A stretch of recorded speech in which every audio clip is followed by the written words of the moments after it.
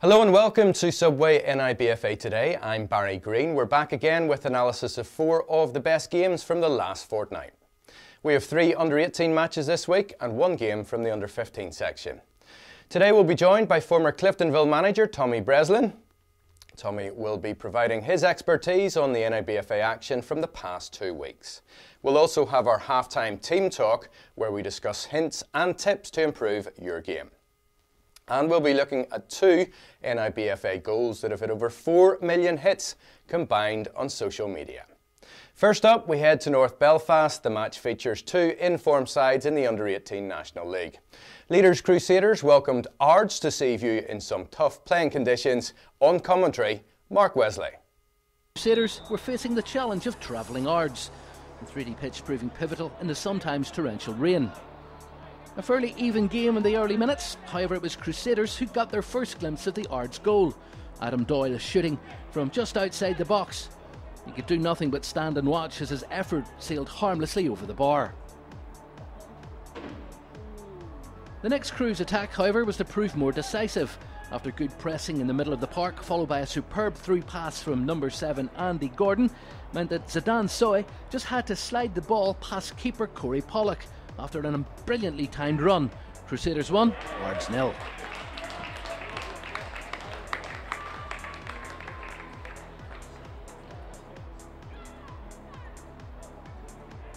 Ards had a potential penalty waved away by the match official after number 8 Sam Harper set up their captain Greg Parker. Claims that the Cru's keeper Ethan Curry left a trailing foot in fell on deaf ears. More pressure from the home side, who came close from a corner, header just a little high. Then from some midfield interplay between Adam Abohab and Adam Doyle was to set up Soy for another effort. It was some excellent defending from right back Nick Truick, which would eventually keep it at 1-0, a timely challenge indeed.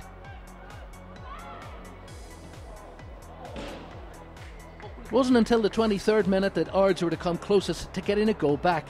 Some initial tidy skill by number 8 Sam Harper led to a through ball from Conor Maxwell. Ethan Curry with a top drawer save from number 11 Harry McElwain, an important push over the bar. More heroics this time from keeper Corey Pollock, who saved the blushes of Craig Parker. Parker trying to be too clever in his own box, giving the ball to the Crues, so again almost making Ards pay. Now, despite further pressure from Ards, John Murray's side were finding it difficult to penetrate a well set up and very stubborn Crusaders defence. Bit of untidy play in the 18-yard box, but after Crusaders managed to see off that skirmish in their 18-yard area, it was a corner from the right, which is to be poorly dealt with. And Curtis McGugan heading the ball goalwards, and the unlucky Nick Truick heading the ball past his own keeper. And finished Crusaders 2, Ards 0.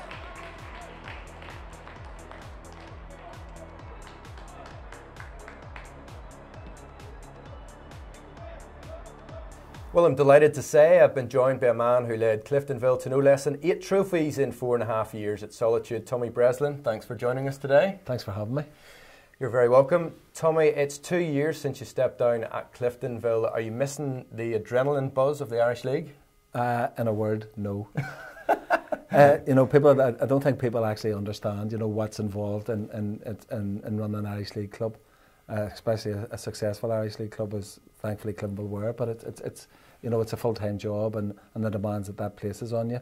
So when you see the likes of the controversial sending off at Liverpool the other night, and David Healy, his heart rate going through the roof, yeah. and other decisions that have happened this season, no, I can't say I'm missing it.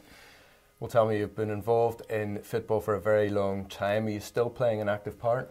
I am, albeit a vastly reduced. I got a call out of the blue maybe 1.5 to 2 years ago from Green Island, who actually are a club about 5 minutes from my house. And while I knew they existed, I didn't know where they existed, the location. Mm-hmm. And I've went down there, and I've had, it's great. On Monday night, mostly I would take a training session, or I'd be involved in training. And I'm thoroughly enjoying working with Green Island 03s, which in old money is the under-15s. Yeah, there is a bit of difference, isn't there, between senior football and actually getting that kind of appreciation from watching the youth players develop up through the ages. Massive. When they get the sort of senior level, you're expecting them to be well, almost the finished article, and you're just polishing them up. Whereas at under 15s, they're still very much, there's a bit of a playground around them. You know, they're running after the ball, they're not positionally aware, they want to show their mates that they're good players, and so it's just trying to work that through. And to be fair, there's some smashing kids. It's a really, really well-run club. And as I say, we're working on them, and slowly but surely our ideas are coming across. We'll turn into Crusaders' 2-0 win against Ards. That was a good win for Crusaders, who had a star performer in Zidane So. Yeah, the first goal. Credit must go also to the young lad who slipped them through. You know, he took 3 or 4 defenders out of it. And once he got in goal, you know, it wasn't, you know, he just sliced at it. It was a controlled finish, side foot, rolled it into the goal. Well, Tommy, Crews keeper Ethan Carey was on form in that particular game. He made that top drawer save from McElwain, and then came the penalty claim against him. How did you see that? At the penalty claim, I think the player, you know, his reaction says it all. You know, he went through, he got there first, maybe was expecting a touch, never came, he went down, but he got straight up. So, you know, the referee got that one right. I think you can always tell by the players' reactions. It was, you know, he never appealed at all, and I think maybe you can see off shot there was one player maybe in the background, sort of in hope more than expectation, claimed a penalty. But my view is that the keeper got it right, or the referee got it right. Aye. So all in all, a good win for Crusaders, eh? Yeah, very, very good. You know, they seem to control most of the game. As typical of Crusaders, they're a strong outfit. They had most of the chances. But, you know, Ards, you know, put up a fight, but, you know, I think Crusaders were deserved winners. Thanks, Tommy. The 3 points kept Crusaders as the team out in front, whilst Ards sit just behind them in the table. Now we stay with the Crews, who travelled to the Dub to go head-to-head with Linfield a few days later. This proved to be a tough test for Crusaders, who had to rely on a late goal to ensure they didn't fall to their second league defeat. Let's take a look. Linfield met Crusaders in the under-18 Subway-sponsored National League at the Dub in Belfast, and as anticipated, it turned out to be another tightly fought encounter between the two Belfast sides. The Crews went into the game having worked their way to the top of the league standings, and they were intent on staying there. Crusaders in red and black were first to have a shot on target.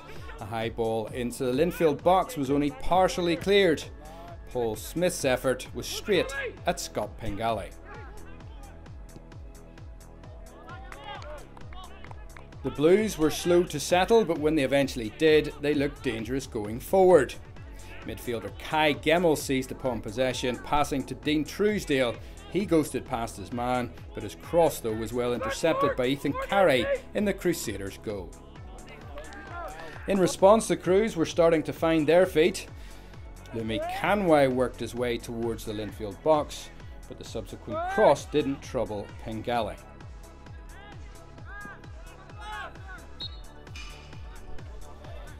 With the game still scoreless, both sides knew the opening goal could prove critical.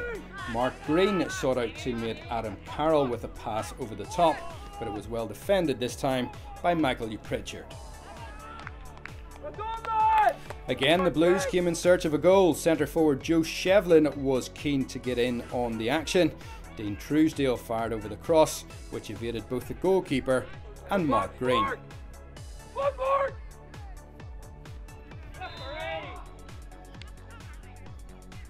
0-0 at the break. It was all to play for in the second half. The tricky Truesdale was again involved down the left. Carey failed to hold his cross on this occasion, but the Crews cleared the danger to safety.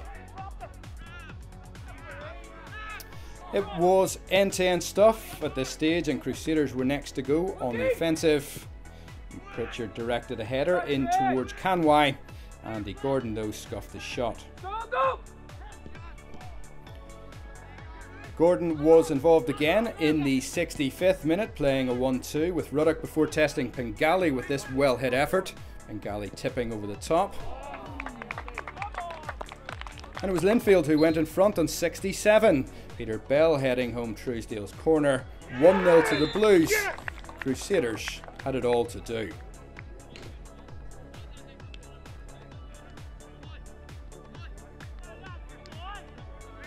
With time running out, Crusaders even pushed their goalkeeper up for set pieces. Carey couldn't pick out a teammate, having won this header well. Right on full time came the Crusaders' equaliser with Linfield failing to clear. Rory Ruddock unleashed this absolute beauty to earn the Crews a share of the points. A goal to grace any game. Full time Linfield 1, Crusaders 1. Well, Tommy, I'm sure Linfield, as they led for most of that game, will be disappointed. Their winger, Dean Truesdale, he was a standout player, wasn't he? He seemed to be, right from, the clips that we saw there, he got it. The centre forward actually came off, got it, played him in, and he'd only one thing in his mind. He squared up the fullback and he went past him and put a good cross in, and he did that 2 or 3 times throughout the game. And in fact, it was him took the corner, that led to the Linfield goal that put them in front. So, he's potentially one for the future, because it's very rare that somebody with left-footed is you tend to mix and match and put people with right-footed out in the left. He's a natural left-sided player, has the ability, has the pace, and puts a good cross in. So could have a big future. He reminded me a bit of Chris Brunt. Is that fair? Yeah, he just has that ability.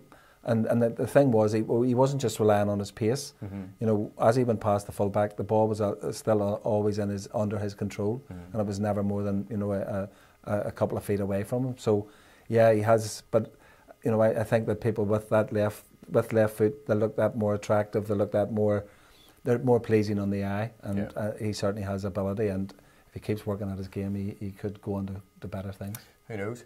Onto the equaliser, right at the death. That goal has been seen by hundreds of thousands of people on social media. What a strike from Rory Ruddock. Absolutely outstanding. He sets the ball out. It drops. Okay, you can be critical. I'm sure if you're the Linfield manager, first of all, you'll be critical of the fact that the 2 or 3 opportunities to clear, they didn't. And he strikes it, and it's way outside the post and curls back in. But it's interesting in the lead up to it. There's a corner, and as is norm now, they send the goalkeeper and all up, and normally they go up and they don't get anywhere near it. But the goalkeeper actually wins the header.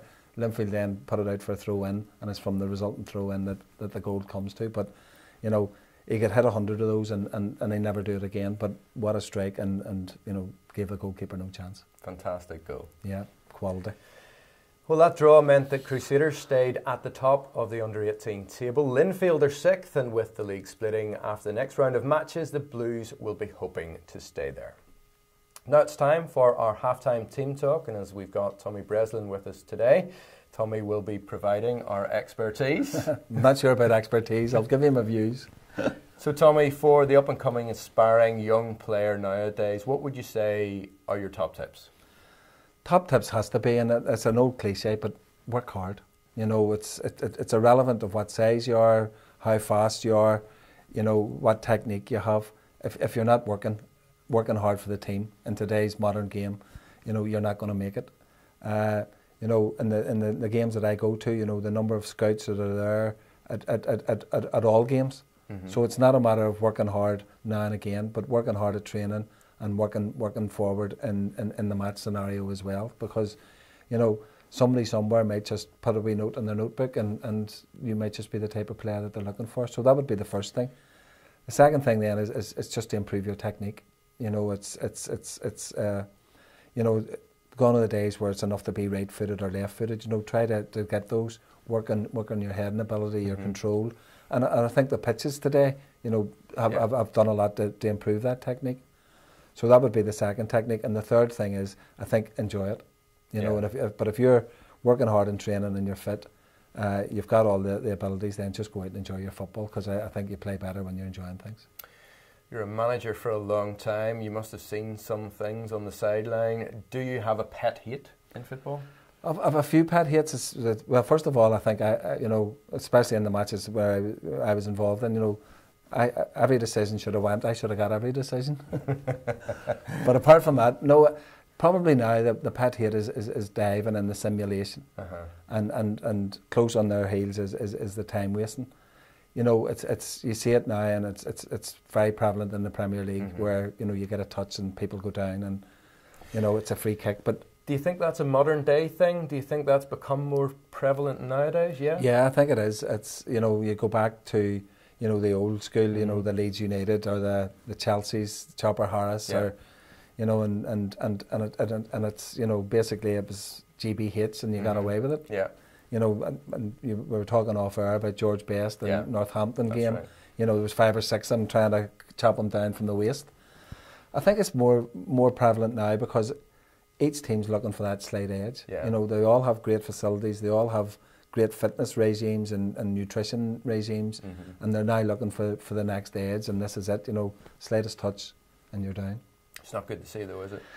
No, it's not, and especially when it influences big games and it influences championships or it decides leagues and there's very little that the referee can do about it because, you know, him and his assistants have to make a decision in a split second, and you know there's certain penalty incidents or key decisions that, you know, have been analysed within an inch of their life, you know, with replays and that doesn't, you know, it's not definitive, so it's very difficult. So that would be a pet hate, and I hate time wasting. You know, I think, you know, with a 90-minute game, and I think analysis would sort of show that the ball's maybe in play 60 to 65 minutes. That's with throw-ins and corners and goal kicks and those stoppages. So, you know, I think if we're, you know, I think it would be good to see, you know, that getting up to the sort of 75-80-minute mark for the supporters' experience. In terms then of your own career, perhaps your time at Cliftonville, what would you say were your highlights then at Solitude? Playing. Well, first of all, playing. I remember I scored one night.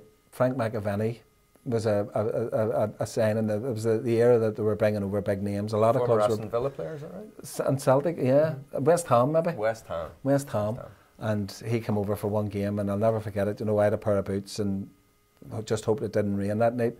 He came in with a bag, you know, with maybe 20 pairs in it, but I happened to score. He chested the ball down, I volleyed it into the net, so that was a highlight. Like a lot of players at Cliftonville at the time, you know, we were always 3 or 4 players short of a really good side. But moving on then, you know,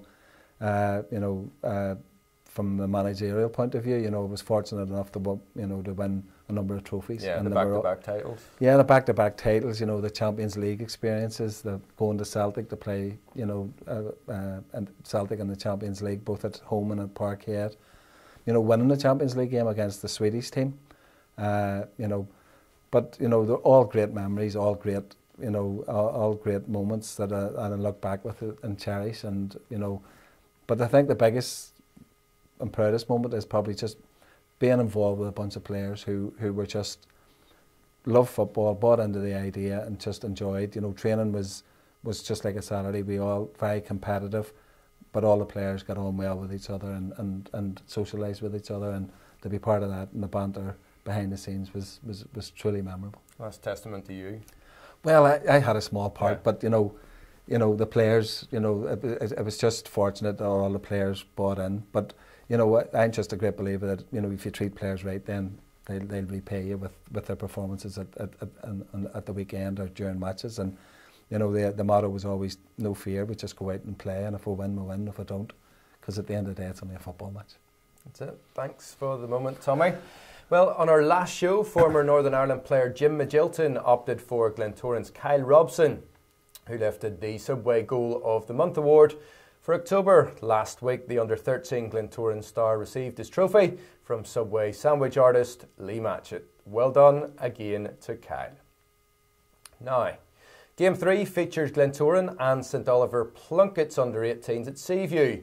One of the goals in this match has been viewed by no less than 4 million people worldwide. If you haven't seen it yet, you're in for a treat. On commentary, Johnny Martin. St Oliver Plunkett met Glentoran under-18s in a National League fixture played at Seaview. Plunkett in the white and black and the Glens in the green.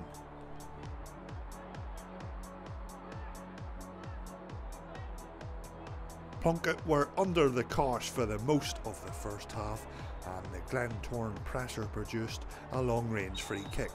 Jack Henderson stepped up and rifled the ball home to fire the Glens into a 1-0 lead.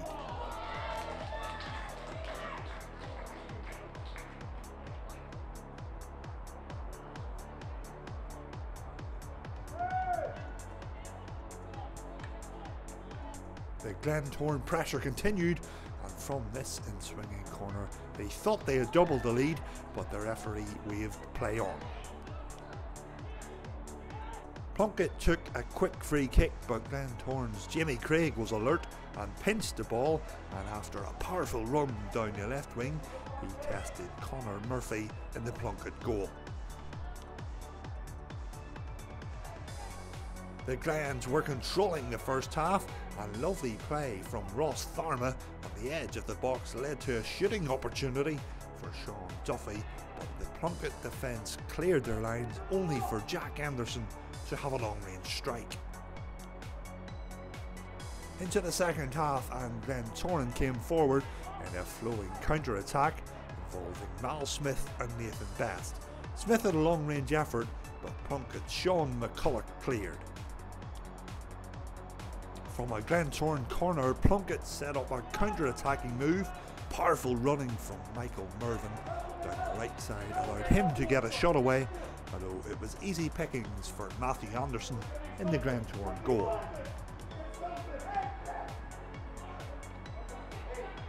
The Glens then doubled their lead when this pinpoint Barry Begley cross was headed home by Nathan Best. 2-0 Glentoran on 59 minutes.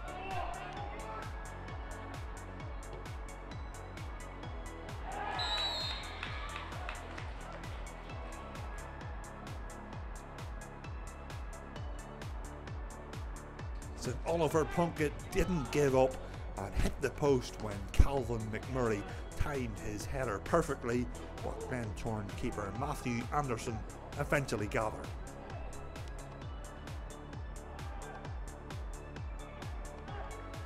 Then came one of the goals of the season, and a goal Barcelona would be proud of.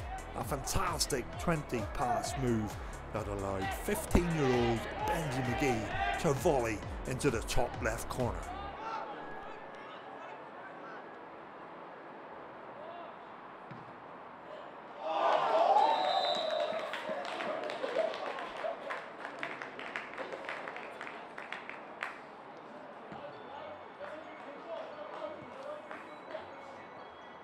Plunkett, to their credit, kept going and found the score sheet when Lorcan McElroy fired hard and low into the net on the 80th minute to score a consolation for his side.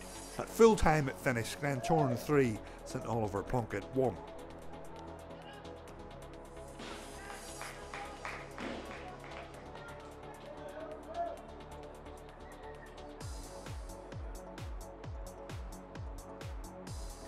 Tommy, a match that Glentoran dominated and they deserved the victory, didn't they? Yeah, certainly from the highlights they looked as they looked the better team. They carved out the better opportunities. They looked better in possession, but that's not to take away from Plunkett, who hung in the game and were going right to the last minute, as the goal in the 89th, 88th minute, which suggested. So, there's just days like that sometimes you just come up against a better team. It was a good battle. Jack Henderson, fantastic free kick for Glentoran. You dream about things like that. He must have been 30, 35 yards out, and not only he struck it, and the keeper was full pelt down across his area. But it's one of those with, if you had two goalkeepers in the net, I don't think you save that one. An absolute outstanding strike. Now the goal that everyone's talking about, it's had 4 million hits worldwide from young Benji McGee, a 15-year-old. What a fantastic goal from start to finish. Yeah, it's what it's amazing. The exposure that they've got. See here, the ball's cleared, and I think it starts from here, But it's something that when you're coaching kids, you always say, look, keep the ball. It doesn't have, it doesn't always have to go forward. There's a tendency to try to force things, but here we go. They're passing it about. They're not afraid to go back. It's simple. Play the way you're facing. It started. I think we're going to go back again here. Yeah, they're not afraid, and I mean, that's good. It's good to see at this level, at this age group, that actually, they don't always have to push the ball forward. No, they're having that composure on the ball, and they're saying, "Well, look, that's not on. I'll go here. Yeah. If it's not on, I'll go back and we'll start over the other side." And it's not as if they're getting free possession. If you watch nearly all the passes, there's one at least trying to go to close people down. That pass there was probably the dodgiest. There's a committed tackle. He could have went down. Instead of that, he goes on. Again, composure on the ball, picks a pass, going to be a bit controversial here. Might be a yard offside, but what a finish into the top corner, striking across the ball into the roof of the net. Truly a team goal, you know. So credit to their coach who's told them to be patient on the ball, have a bit of composure, but also credit to the players who they were all involved and absolutely struck it about perfectly. You've been in football a long time. Have you ever seen a youth goal of that standard? No, now that's not to say it hasn't happened, but Yeah. that's probably because of the exposure now. You know, they'll be seen by 4 million hits. You know, it's mind-boggling. But no, the way that they kept it, the way that it's not there, you know, that if you were producing a coaching manual, that would be pretty near the front to say this is perfection. Coaches all over the country are going out week after week, and you know, we're all looking for perfection. Mm-hmm. You know, if you win 5-1, you're saying, well, we conceded a goal, and you know, managers and coaches are never happy. But when you see something like that, it sort of justifies all the cold evenings and the stop-start and the talks that you've given the players. So that makes it all very rewarding. Truly incredible goal. Yeah. Thanks, Tommy. Plunkett have some work to do if they are to make it into the top half when the split happens. Glentoran sit fourth. Now the under-15s take centre stage with Warrenpoint taking on Birdie Peacocks. Johnny Martin is your commentator. Birdie Peacock and Warrenpoint under-15s met at the Dub in a National League fixture. Peacock wearing the red and black and Warrenpoint in the white and blue.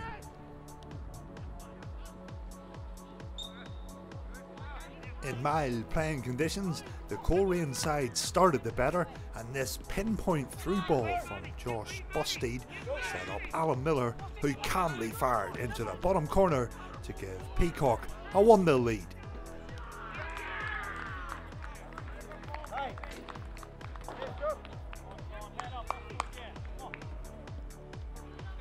The County Down side were then awarded a penalty when Andrew Cunningham was brought down inside the area. The referee pointed to the spot, but Oren Murdoch's penalty was well saved by Dean Miller.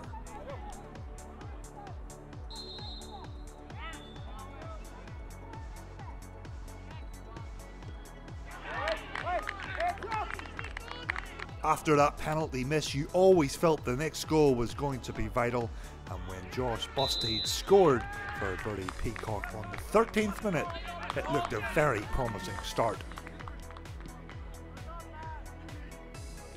Then came a lovely flowing move in the middle of the pitch for Birdie Peacock. A lovely layoff teed up Sebastian Rice, but he could only fire over the crossbar on this occasion. Then came a golden chance for Warrenpoint from a cross from the right wing, but Andrew Cunningham couldn't quite get his feet adjusted in time.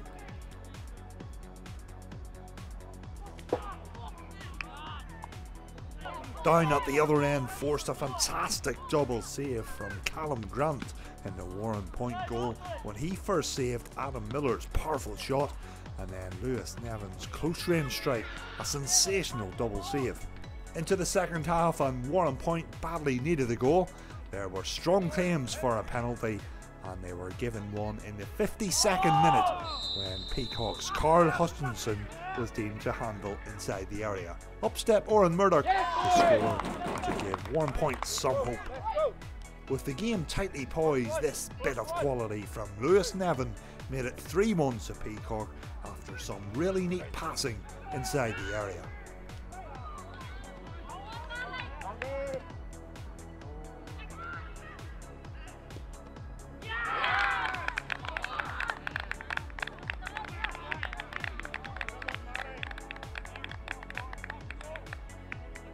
"3-1 soon became 4-1 when Adam Miller's shot from the edge of the area found the bottom left corner and put some gloss on the scoreline for the North Coast side. At full time it finished Birdie Peacock 4, Warrenpoint 1. So Tommy, on the balance of play, Peacocks definitely deserved their win, but there was a great goalkeeping performance there from young Callum Grant, wasn't there? Yeah, exceptional. You know, the double save, you know, any goalkeeper in the world would have been proud of. And he prevented his team from you know, having a far heavier defeat. If you're being critical, you know, he knocked it back into the danger area, but like all goalkeepers, he was up on his feet, made a great save. Mention also, but you know, as well for the Bertie Peacocks. The Bertie Peacocks, goalkeeper Dean Miller. Yeah. You know, he saves a penalty. It's 1-0, with our team 1-0 up, makes a penalty save, prevents it from going 1-1, and then, you know, his team go on and win comfortably. You know, could it have been different had that not have been, had he not have saved that? So, you know, those two goalkeepers in that match were outstanding. And in fact, the goalkeepers across the piece tonight and were all demonstrated a high level of ability. It is great to throw the spotlight on the goalkeepers. It's so often the strikers. Yeah, the goalkeepers only get a mention whenever they're making blunders or they're making a faux pas. There's a back pass and they miss the ball, and you know that's when they're highlighted. But it's actually good to put the spotlight onto them because, you know, as I say, they work hard to try to get into the team. You know, there's normally two goalkeepers there, and only one can ever play. You know, you can mix and match the outfield players, but the goalkeepers you can't. So they deserve it, and you know they work and they train incredibly hard, and you know they're not involved in the game as much as outfield players as a rule. So you know they need to have different attributes like concentration, and you know they need to be tuned in at all stages. So you know, fair play to the goalkeepers, all the goalkeepers tonight. They performed exceptionally well. Warren Point were awarded 2 penalties. Oran Murdoch saw his first spot kicked saved by Dean Miller, as you mentioned, but he had the guts to step up again, didn't he? He did. You know, as I say, it takes a lot. It's always a battle of wills. You know, when there's 2 penalties in the game, even if he scored the first one, it still would have been a battle of wills. But he learnt from his first one. You know, he tried to place it and didn't put a lot of power on it. He came back up in the second one and you know put more power into it and more direction. So, you know, fair play to him. He's learnt his lesson. If I'd have been manager, would he have had the opportunity? Now there's a question. Normally, there's players, you know, in the team fighting, you know, to get their. The rule tends to be that if you miss, you're down, and the next person steps up until they miss. But as I say, fair play to him. He was brave. He had the character, and he went up and he demonstrated he can score from the spot. Well, thanks, Tommy, for joining us today. I hope you enjoyed it. I did indeed, and as I say, thoroughly enjoyed it. Wish you all success for the rest of the season and in your productions, and I hope all goes well for you. We'll hopefully see you at some stage, will we, back on the touchline? You might see me on the touchline. I'm thinking of taking up an assistant referee post, but no, I never say never. I was being flippant there.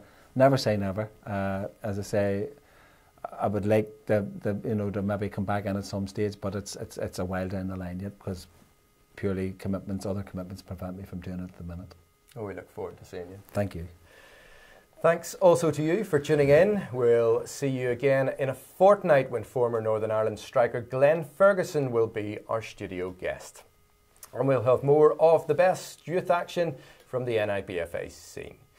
If you want to get in touch with us, you can do so on the Exporte and the NIBFA's Twitter and Facebook pages. But for this week, it's goodbye.